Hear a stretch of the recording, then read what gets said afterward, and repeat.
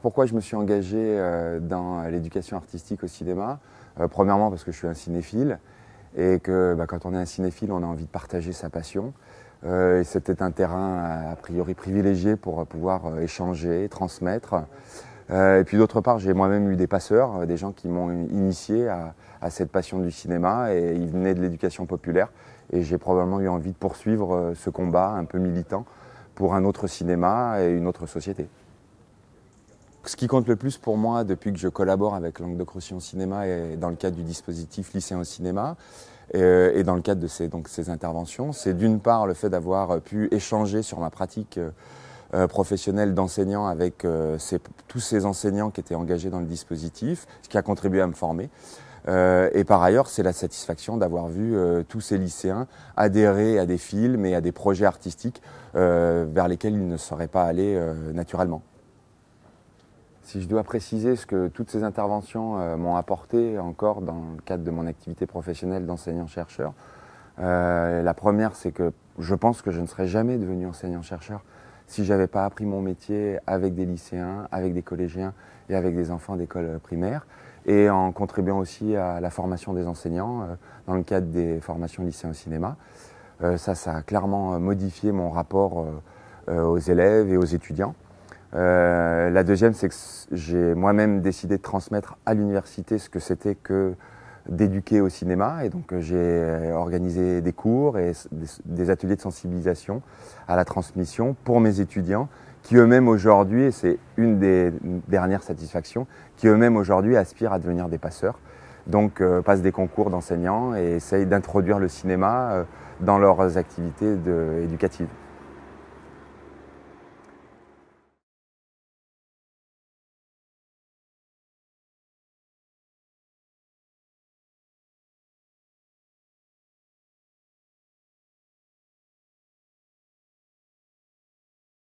Ce qui est marquant dans notre travail ensemble avec Languedoc-Roussillon Cinéma, c'est toute l'éducation qu'on peut faire à l'image qui est primordiale pour les jeunes.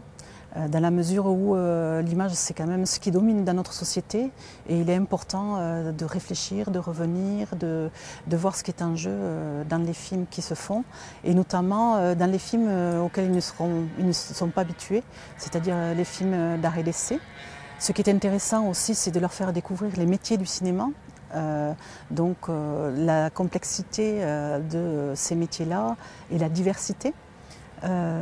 Également de montrer des productions, que ce soit des productions internationales, nationales ou régionales. Il y a beaucoup d'actions que nous menons. Il y en a une récurrente qui est Lycéens au cinéma, qui est très importante dans la mesure où elle touche beaucoup d'élèves et qu'elle permet de faire que les élèves soient vraiment en contact avec différents professionnels, que ce soit des universitaires, des réalisateurs, des ingénieurs du son. Et donc là, ils sont en prise directe avec la création, la créativité, en plus de toute la dimension lecture à l'image que l'on peut faire par ailleurs grâce aux documents, grâce aux interventions. C'est une sensibilisation forte que nous menons grâce à ce partenariat que nous ne pourrions pas faire seuls, professeurs, dans la mesure où nous ne sommes pas en prise comme les LR Cinéma avec le monde professionnel. Pour moi, ce qui est très satisfaisant, c'est faire que les élèves découvrent vraiment un cinéma qu'ils ne connaissent pas et qu'ils l'apprécient aussi. Et aussi, ce qui est satisfaisant, c'est du côté des adultes, donc nous, professeurs, c'est de travailler nos préjugés. parce qu'on a l'impression que les films lents, ce n'est pas à la portée des élèves actuellement. Ce n'est pas vrai.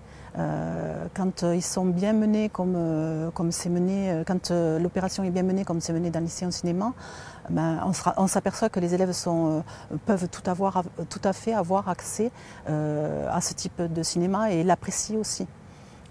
Au niveau pédagogique, c'est les interventions, donc que ce soit les dispositifs lycéens en cinéma, que ce soit aussi les rencontres d'éducation à l'image, hein, qui sont en fait des stages proposés aux professeurs. Ça, c'est très important parce que ça nous permet d'avoir un temps de recul et aussi ça nous nourrit intellectuellement, culturellement, parce qu'on rencontre vraiment des chercheurs sur le cinéma et on rencontre encore une fois des réalisateurs. Donc ça nous permet d'être aussi en relation avec eux directement et puis de nourrir nos cours parce qu'on a besoin aussi régulièrement. Le cinéma, comme tous les autres arts, c'est un domaine qui évolue et donc on a besoin de cette actualisation de nos savoirs et de nos réflexions. Et donc ça, c'est très précieux pour un professeur de pouvoir avoir cette ouverture-là et cette culture-là. Donc ce que j'apprécie particulièrement, ça rend vraiment vivant le métier et puis ça rend intéressant aussi. Hein. C'est le plaisir que cela peut donner aux professeurs et aux élèves pour découvrir ce monde merveilleux artistique qu'est le cinéma.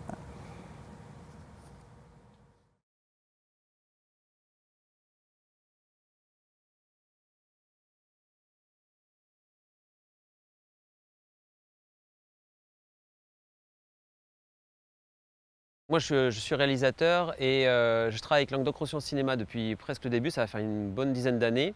Et ils accompagnent en fait la préparation en général de mes films, donc qui ont été des courts-métrages et des documentaires. Et il s'avère que vraiment la genèse, c'était une résidence d'artiste en lycée en Lozère, qui a débouché ensuite sur une action culturelle. Et pendant cette période-là, j'étais en train de préparer mon prochain court-métrage qui s'appelait Les Assoiffés. Et donc je travaillais comme ça avec l'action culturelle qui me prenait, parce que c'était un truc assez costaud qui me prenait beaucoup de temps, et la préparation d'un film. Et c'est pendant cette période-là que je me suis dit, tiens, ce serait peut-être formidable de réussir à associer une action culturelle avec quelque chose de concret, qui est la préparation d'un film, et notamment la préparation d'un film de long métrage, et qui était mon premier long métrage. Et je me suis dit, c'est peut-être là que c'est le plus riche et que ça peut être partagé avec la jeunesse en Occitanie. Et c'est là qu'on a monté les labos de la baleine et on est parti en disant, voilà, on va faire 6 labos par an qui vont partir des plus petits depuis la maternelle jusqu'aux plus grands en école supérieure et chacun va avoir une mission et ils vont rentrer dans ce processus de création qui va suivre toute la préparation du film jusqu'à son tournage et jusqu'à sa projection. Et du coup, ça va devenir une aventure qui va devenir une aventure collective sur un territoire. Alors moi, ce qui me marque là dans ce qui a été monté autour des labos de la baleine, c'est la question du temps et du long terme. C'est-à-dire qu'on a 2 échelles. Un, c'est parce qu'on s'inscrit avec un projet qui devient commun, qui est le projet de réaliser et de voir se réaliser un long métrage de cinéma sur un territoire. Donc du coup, ça fait un investissement 3 ans, voire 4 ans à l'avance. Et donc du coup, il y a tout un processus. Il y a des enfants qu'on a vu grandir. Moi, je les ai vus à la maternelle et déjà là, ils sont 3 ans plus tard. Ils ont déjà changé, ils sont déjà beaucoup plus grands, mais ils ont déjà cette histoire, eux, qui les habitent. Donc il y a vraiment quelque chose qui s'inscrit dans la durée. Et l'autre chose qui est à une plus petite échelle, c'est que ce qu'on propose dans les labos, ce n'est pas juste une intervention où on vient dire coucou, bonjour, où on monte quelque chose d'assez court. C'est vraiment installé sur une année scolaire.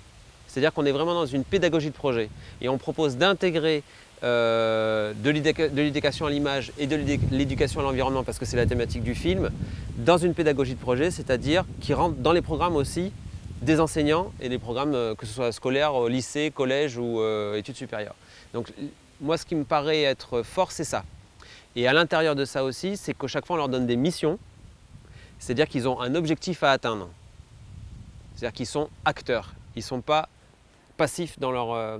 c'est pas nous qui arrivons pour leur donner des choses, c'est-à-dire qu'on leur demande de faire quelque chose et quelque chose qui en plus va nourrir mon écriture, mon travail et l'investigation que je suis en train de mener sur l'écriture et la préparation du film.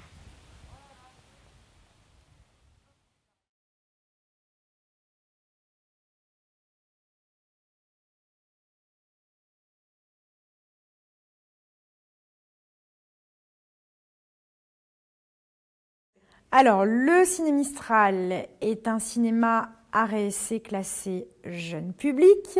Et donc, jeune public, ça c'est quelque chose auquel on tient énormément, puisque jeune public, ça définit notre politique d'éducation à l'image, que ça soit sur le temps scolaire ou le hors temps scolaire.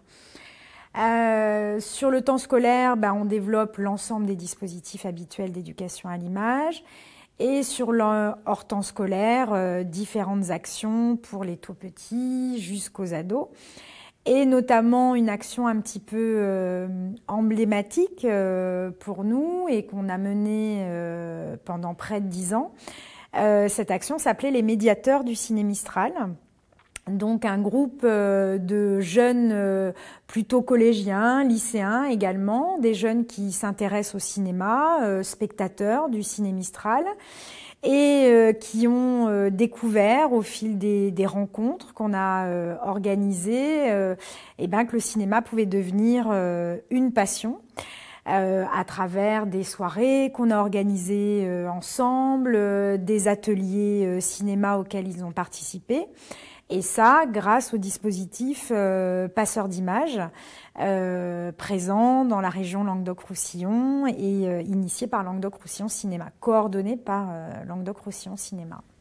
La satisfaction que j'ai, parfois on dit que dans ces dispositifs d'éducation à l'image, on a du mal à mesurer quel impact ça peut avoir.